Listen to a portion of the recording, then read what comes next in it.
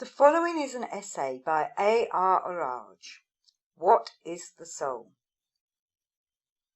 The New Age has lately been gently chided for using the words God and the soul as if they conveyed a definite meaning. Yes, and if I could have been convinced of our error, I should have been by the argument. Why? What was it? That these terms have still so much superstitious theological power that for the present it is dangerous to employ them publicly. Public opinion must pass the purgatory of atheism and materialism before it is fit for metaphysics without theology. But my reply was that the New Age could not be said to be an organ of the public opinion of today, but of the public opinion of tomorrow. Our readers, in fact, have crossed the Red Sea of materialism and the Jordan of atheism. We can therefore safely employ the old traditional terms with a purified meaning. Guild, we can say without arousing the evil associations of the word, and likewise God and the soul are open now for us to employ without superstition. But are the meanings attachable to these terms definite? They are now, though of course they have not been for several centuries. The last person in Europe to employ the words God and the soul as exact terms was probably Aquinas. After him, the deluge. Luther, I am convinced, had no more exact conception of what he meant by God than had General Booth. Both men were secretly anthropomorphic, and these, you will observe, are the relatively classic deists. I mean that they did insist on a clear image. The remaining body of believers, on the other hand, were too sophisticated to regard God as a man, and too unmetaphysical to regard God clearly as an idea. In consequence, they swam in a fog, and saw God and the soul as bog lights, will-o'-the-wisps with wreaths of smoke, and finally as nothing at all. For them, God and the soul had ceased to have any real existence. The words were empty. But we have now returned, I think, to the possibility of definition that really does define. There is nothing vague, for example, in the definition of God as the cause of the original dispositions of matter. You may say, if you like, that there is nothing necessarily comfortable in it, nothing essentially beneficent, nothing, in fact, traditionally associated with the theological God. On the contrary, I find in the native dispositions of matter everything save one thing, namely the soul. And your definition of the soul, if I remember, is consciousness, or that which becomes aware of the manifestation of the disposition of matter? Yes, that is right, but you will realize the difficulty of obtaining a clear conception of this, since we are it. The soul cannot know itself, since it cannot be both the subject and object of knowledge simultaneously. As well ask a man to stand upon his own shoulders, or a bird to fly over itself, as the soul to be an object of its own knowledge. The knower always remains unknown to himself. But in that event, the soul must always remain unknown. By no means. In the first place, there is a form of knowledge which does not require a subject and an object. It is knowledge of immediacy. What we ordinarily call knowledge is the sum of our deductions from sense impressions. That is, it is derived not immediately, but mediately, through a chain of impression and deduction. But there is this other means of knowledge which dispenses with one or more, or in the end with all the intermediaries. Intuition, for example, dispenses with one of the ordinary steps. Genius dispenses with two. But what the saints called illumination dispenses with all. Secondly, as we cannot look directly at the sun, but may gaze on its reflection in water, or even in the moon, so I believe the soul is reflected in the mind, and may be intermediately, and of course only partially, known by this means. At least it is evident that there is more in the mind than sense impression has put there. What, for example? Well, without raising the controversial ghost of the origin of reason, which, by the way, I cannot regard as the current psychologists regard it as an evolutionary outcome of instinct, I will indicate what, in my opinion, the mind owes to the shining proximity of the soul. The desire and the hope of immortality are, of course, unquestionable. No animal entertains them. On the other hand, it has been argued that the hope of immortality which the human mind entertains is a mere balance to the human foreknowledge of mortality, a foreknowledge unpossessed by the animals also. But I find this immortal longing so inwoven with other qualities and powers of mind that to regard it as a mere counterbalance of our foreknowledge of physical death is impossible. On the contrary, every noble quality which distinguishes the human race is derived from the belief in the immortality of the soul. But even if this were the case, the truth of immortality would not be established, would it? Agreed. But remember that what we are now seeking is a reflection in the mind of the nature of the soul. We are not asking for an intellectual conception capable of rational demonstration. From the rational point of view, the truth of immortality can only be established by the medium of sense impressions, and since these are for the present out of the question, immortality is rationally undemonstrable. On the other hand, we have to account for the presence of the belief in the mind at all. To employ an old illustration, if a pure crystal suddenly appears scarlet, we conclude that a scarlet object has been placed near it, and has become reflected in the crystal. Similarly, if a belief appears in the mind without any sensible origin, we may conclude, may we not, that it is due to the contiguity of some non-sensible object. The reflection of the soul in the mind, I maintain, aroused in the latter a belief in immortality, a belief not founded on reason, and not derived from sense impressions, but a belief nevertheless. But in many instances there is no such belief in the mind. Are we to conclude that unless the belief in immortality exists in the mind, the soul of the man is afar off or entirely absent? That need not necessarily be concluded, I think.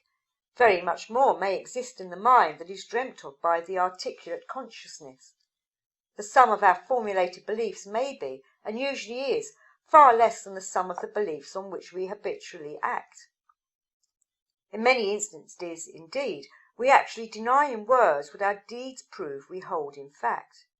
And this accounts perhaps both for the noble conduct of professed atheists and materialists, and the ignoble conduct of many professed believers in the immortality of the soul. Then actually you do not attach much importance to belief. Not to beliefs usually articulated. A man's verbal creed may have no real relation with the creed on which he acts. It is a very rare mind that believes what it does, and does what it actually believes. But only in such a mind are thought, feeling, and action really one. Allowing, then, that the report of the mind is not usually to be relied upon, what evidence is there that the soul really operates on or through the mind? If the mind is not necessarily aware of it, how can anybody be aware of it? I have said that there are the two means. The first is by immediacy, and the second is by a kind of induction. It is possible, I believe, for the soul to know itself by an act of immediacy, which for the moment we may call realization. But it is also possible to discover the soul, and even to learn its nature by examining its effects on the mind. We must ask ourselves what qualities exist in the mind that appear to have a non-sensible origin, and secondly, we may conclude from these qualities the nature of the power or soul that produces them there.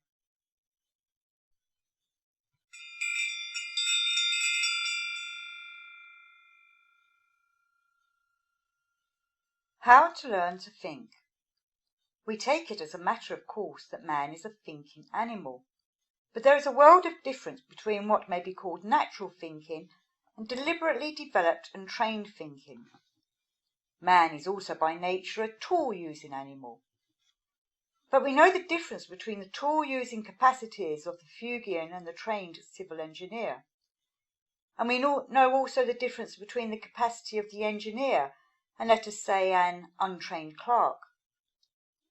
To begin with, it is certainly a question of innate possibilities. No system of technical education applied to a Fuegian would make a Smeaton or an Edison of him. Race heredity fixes limits which, though they may never be reached, can by no means be crossed. On the other hand, given the same race heredity, the development of its innate possibilities depends upon the proper employment of the means. A clerk may become a first-rate engineer. His hereditary endowment, that is to say, may perfectly well allow of it. But in the absence of special development and training, his potential capacity will never be actualized. So it is with thinking. Mankind varies racially over very wide degrees, but even the same race, individuals with much the same hereditary possibilities, actualize their capacities in very different degrees. And the difference in their case depends upon training. There are two kinds of training which have the effect of developing and actualizing a given hereditary capacity to think. The training due to accident and the training due to deliberate design. Let us suppose, for example, that two boys of the same potential thinking capacity are placed by the accident of circumstances, the one as a lift attendant and the other as an engineer's apprentice. It is obvious that the latter will require to develop more of his thinking capacity than the former, as a mere condition of holding his job. Potentially they are equal, they start level, but owing to the fact that circumstances compel one of them, but not the other, to develop his potentiality and make it actual, he appears to be, and is, a better thinker, that is, more of a man. We can carry this idea still further. The vast majority of people have enormous potentialities of thinking, far beyond anything ordinarily suspected, but so seldom do the right circumstances by chance surround them to require their actualization, that the vast majority die without realizing more than a fraction of their innate powers. Born millionaires, they live and die in poverty for the lack of the favorable circumstances which would have compelled them to convert their credit into cash. But it is to only a minor degree that we can really control circumstances. For one thing, most of our most influential circumstances were determined before we were old enough to have had a hand in the game. For another, they depend to a great degree upon what we call luck or chance. And even when we appear to have the decision in our own hands, our choice is largely limited and predetermined by our chance circumstances of yesterday. Theoretically, of course, we can place ourselves in any of many different circumstances tomorrow.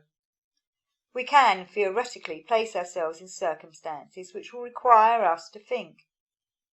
But it is 1,000 to 1 that we shall choose tomorrow's circumstances not by their value to us as opportunities for developing thought, but merely in accordance with our already formed habits. Practically, in fact, we shall choose the circumstances that choose us.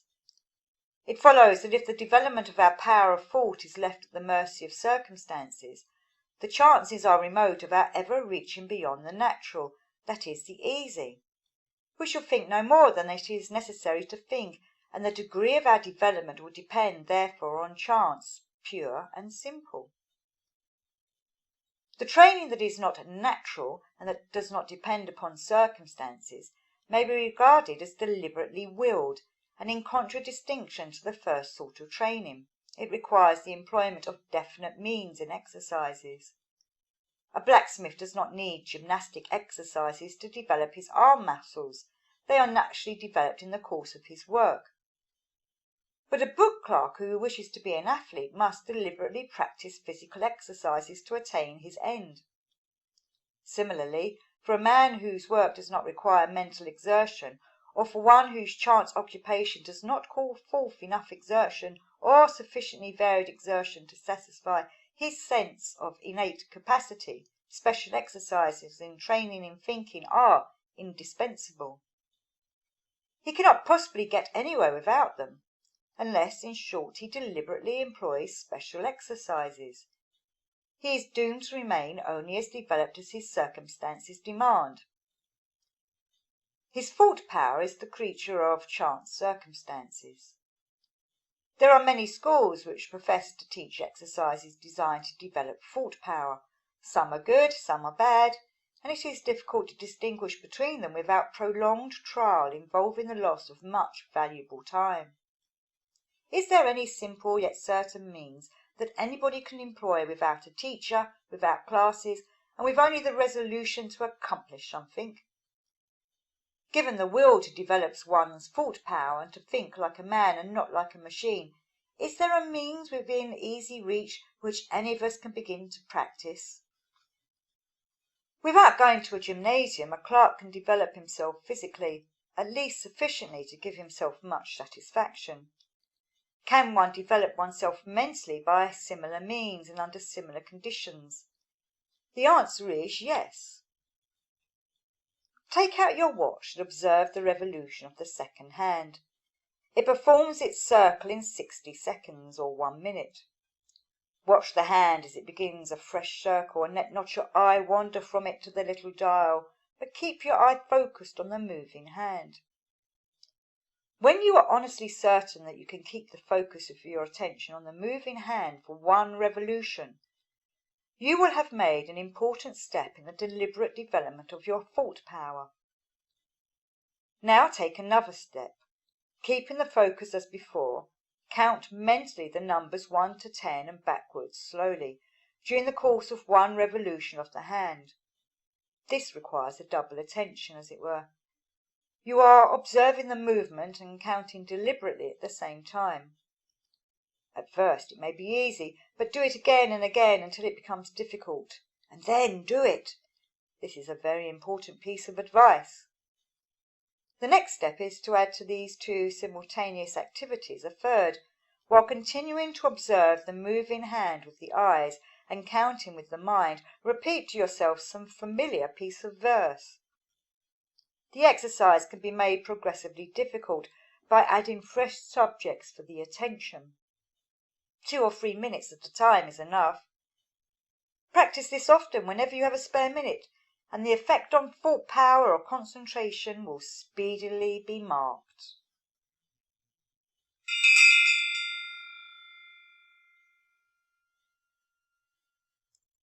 The control of temper. The fact is that bad temper is insusceptible, except in rare cases, to reason as we can exercise reason. Had we a really muscular development of our thought power, such as only special training can bring about, it might perhaps be possible to match thought against feeling and expect a victory for thought. But, as it is, not only is the development of our thought power less than that of our animal feeling, but energy for our ordinary thinking is of a lower voltage than our ordinary feeling. In order of intensity, our instinctive feeling and thinking energies rank as electricity, gas, and steam, and thus a very great amount of the lower energies is needed to counteract a relatively small amount of the greater. Reasoning against ill temper, reasoning taken by itself, is like matching equal quantities of different energies, and the result is a foregone conclusion. When reasoning appears to have produced an effect upon ill temper, the explanation is to be sought in the admixture of some other feeling, or in the addition to reason of one of the powerful instincts. For instance, things provoke us less when we are in a state of physical well-being. Our body is full of vitality and supports our weak reason against a threatened outburst of temper. Similarly, when we have a feeling of love or fear or any other emotion, its aid often enables reason to appear to suppress or overcome an attack of temper. Most of the current prescriptions against bad temper consist of one or other of these 2 ingredients. They fall, in fact, into 2 classes: prescriptions of physical division or treatment, and prescriptions designed to call up other feelings than that of the temper itself. When Kipling says that the cure for the camel's hump is to dig till you gently perspire, or Gilbert recommends calomel against melancholy, they are making our prescriptions of the first kind. And when our parents, guardians, and friends appeal as they say, to our better nature, or invoke the image of fear, they are unconsciously concocting prescriptions of the second kind. Both kinds of prescriptions, it is evident, can be applied to ourselves if we have the resolution to do so. There is a childish luxury in being prescribed for and in receiving attention, and ill temper is particularly infantile in its demands to be petted back to smiles. More grown-up natures, however, can prescribe for themselves and take their own medicine. However, it is in fact a sign of being grown up that we can deal with our own emotional illnesses, at least when they are only comparatively slight. More serious emotional illnesses, such as severe attacks of despondency or jealousy, are beyond the power of even most grown-ups to deal with by themselves. The two kinds of prescriptions proves usually in such cases to be beyond self-application, and it is almost as difficult to induce the patient to accept them from somebody else. Ordinarily there is then nothing to be done but to wait until the mood or temper has expended itself, often with wretched consequences to all concerned. Let us suppose that a man or woman is truthfully desirous of dealing with his or her own dark moods of anger, despair, fear, jealousy, hatred, or what not, the negative emotions in short. Is there any means?